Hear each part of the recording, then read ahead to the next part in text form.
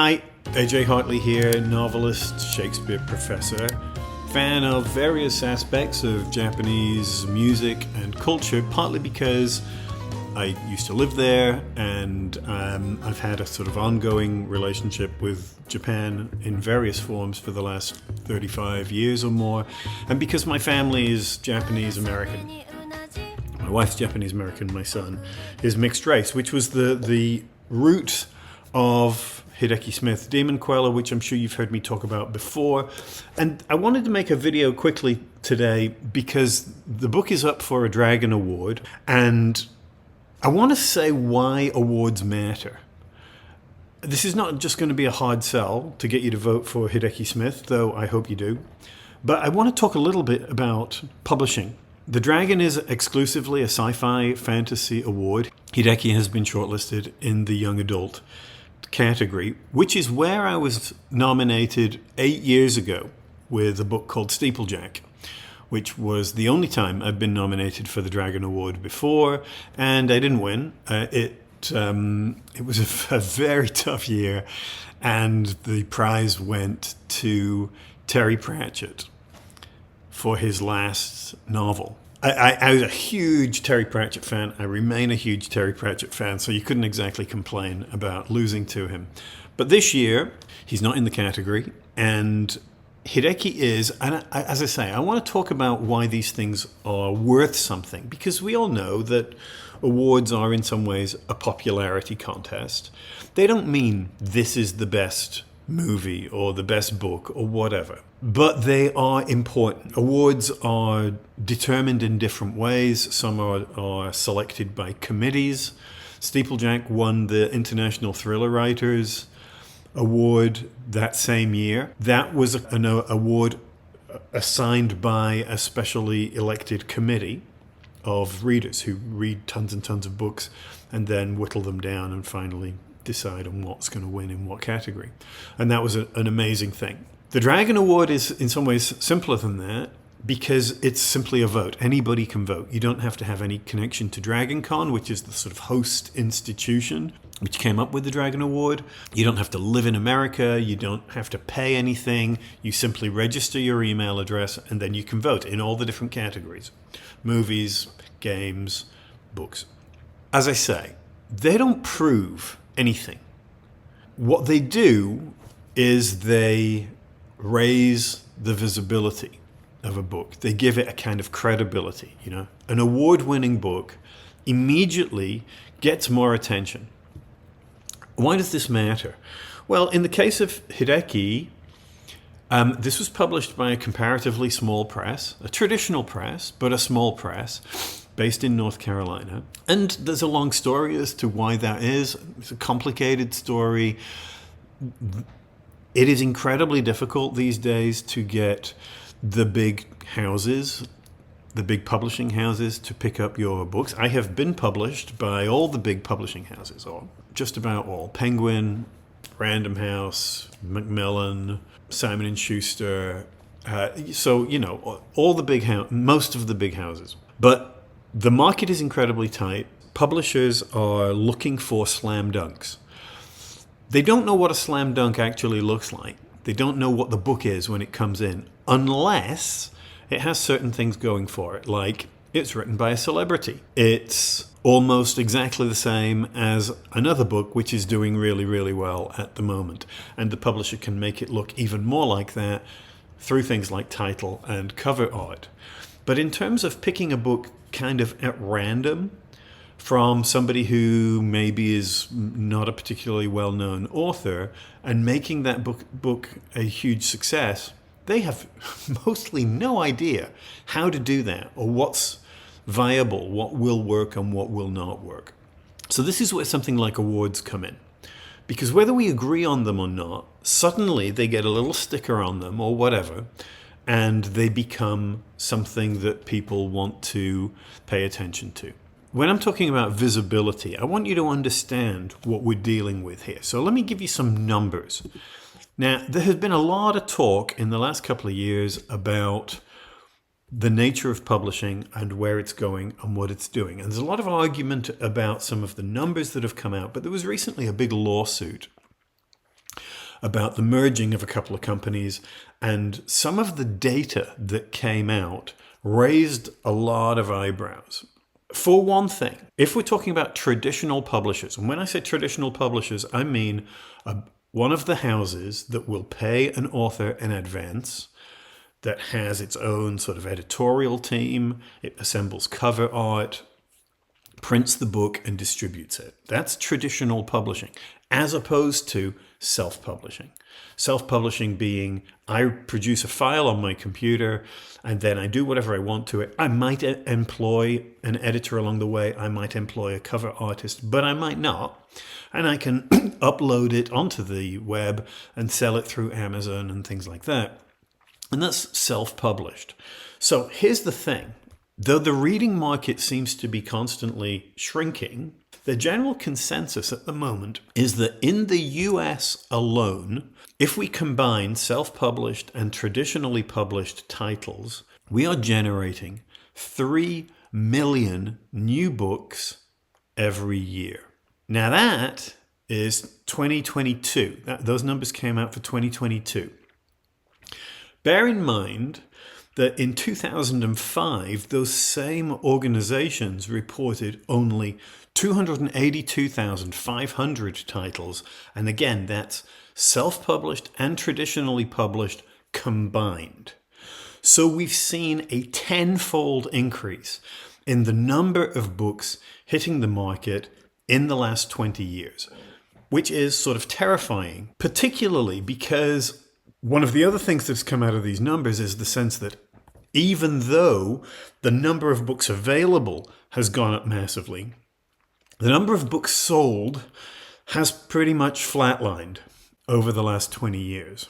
Now, again, you can debate this, but BookScan, which is one of the tracking systems for book sales, found that only 6.7% of new titles released by the big companies, the biggest of the big houses, sold more than 10,000 copies in their first year of sales.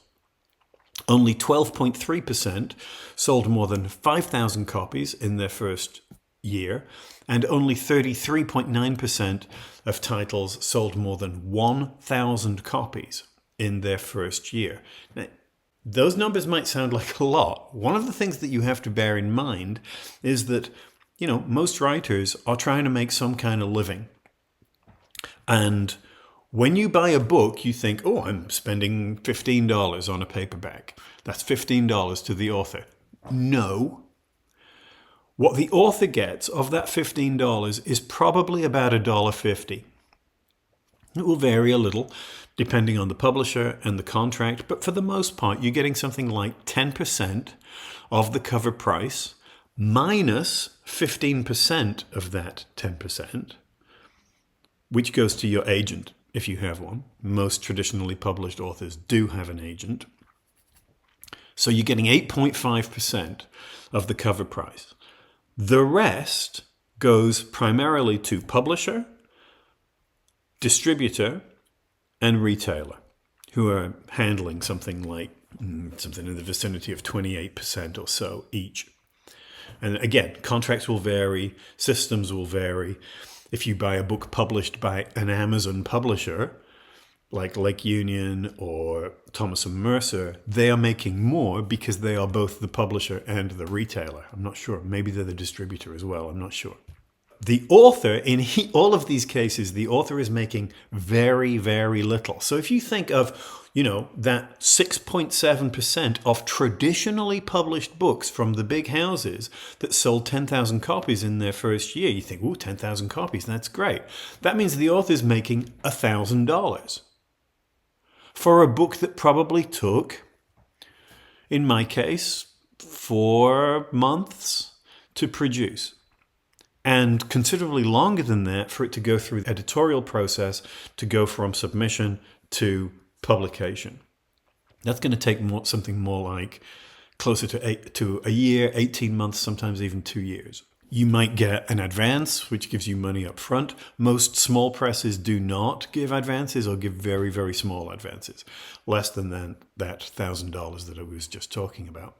And you have to earn that back from sales with your 10% each time in order to then start making money. So if I get $1,000 advance, I have to sell 10,000 books before I start making any more money on top of that initial advance.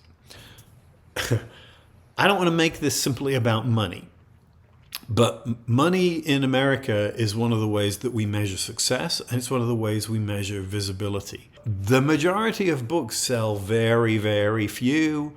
Many sell less than, a couple of hundred copies. Hideki Smith is published by Falstaff Books in the US and UClan Publishing in the UK. These are small presses. One of the problems in the US that small presses face is that it's virtually impossible for them to get their books into traditional bookstores. Now, locally, there will be an independent store, in my case, Park Road Books, that will sell all my stuff.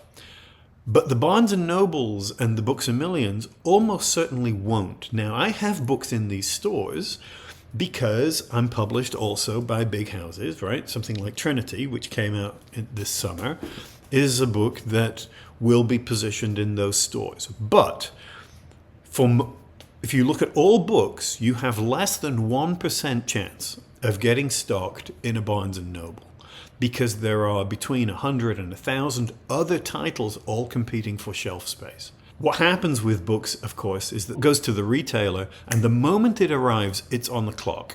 The bookstore doesn't want to take up shelf space for books that aren't selling.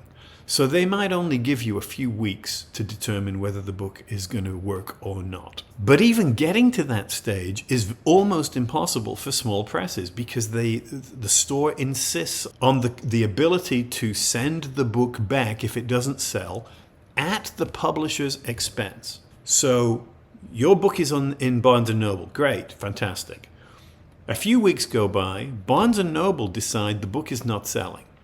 So they send it back to your publisher. But they charge the publisher for the cost of shipping. And in the case of mass market paperbacks, they don't even send the book back because it's not worth it. The physical cost of the book is less than the shipping cost. So they tear the cover off, send the cover back, and ask for a refund. This effectively means that most smaller presses simply cannot afford to make the book available to the big stores because it's too risky for them. But even if they do, Barnes & Noble and other big chains determine what they're going to carry at the corporate office. So, for example, in the case of Hideki, we found out when the book came out that the book could be ordered through Barnes & Noble, but it was not considered replenishable, whatever that means.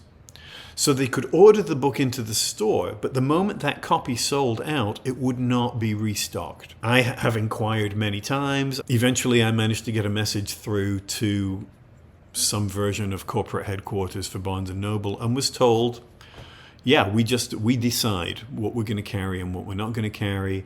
We don't explain those choices, and there's nothing you can do about it. There was a report that came out a year or so ago which said that Barnes & Noble had made a decision to only carry 2 books from each major publisher in each category for new releases.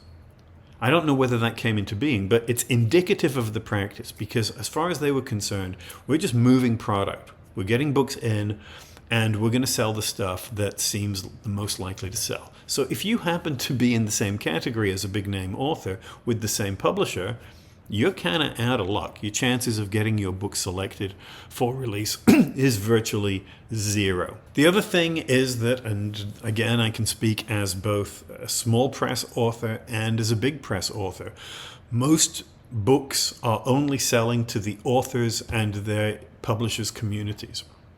A lot of targeted marketing, which goes to people who know you. And likewise, most of the marketing is done by the authors. So, if you are sick to death of hearing me talking about my book, which I totally understand, it's because nobody else will.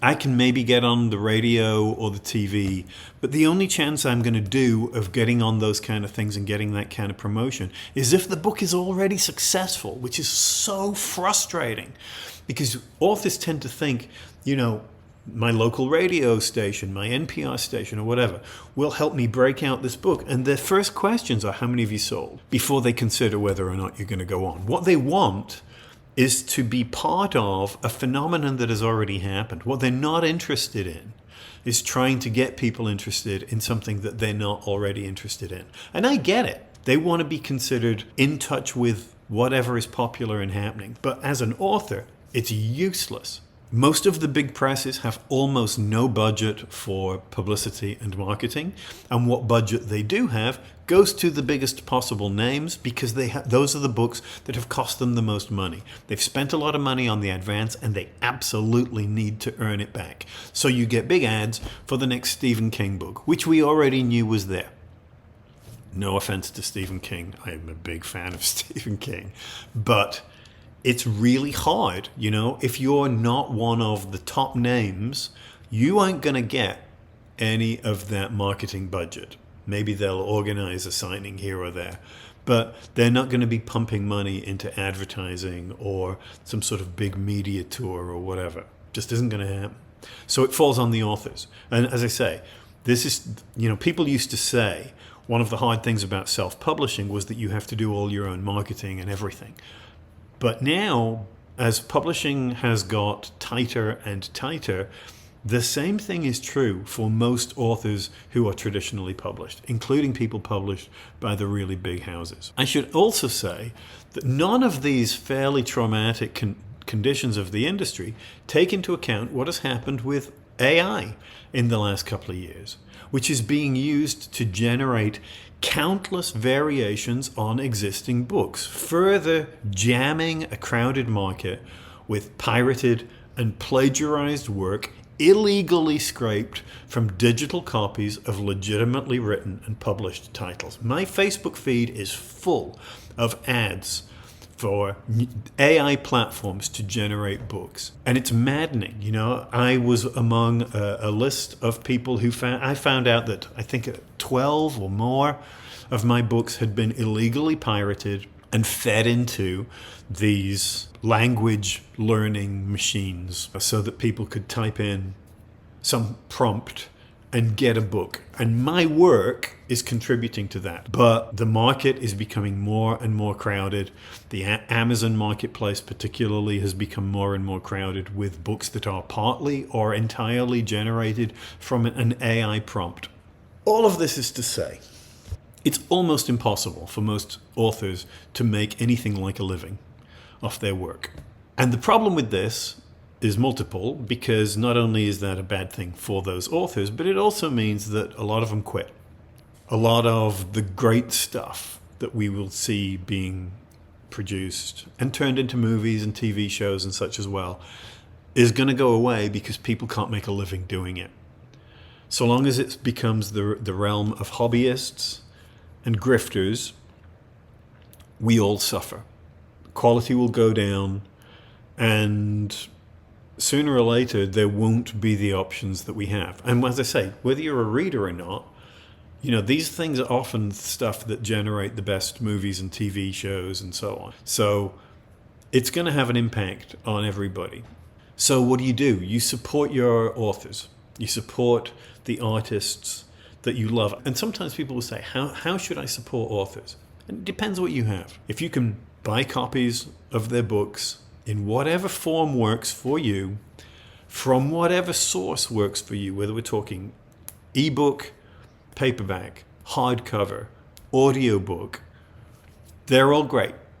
And if you buy them from a legitimate source, then the authors will make something off that. They're not making much, but it's great. And libraries, if you borrow a book from a traditional library, likewise, the authors are making stuff off that. Again, not a lot, but ultimately, yes, they are making something. The one thing that I don't want you to do is plagiarize. I don't want you to do illegal downloads, because then nobody involved gets anything.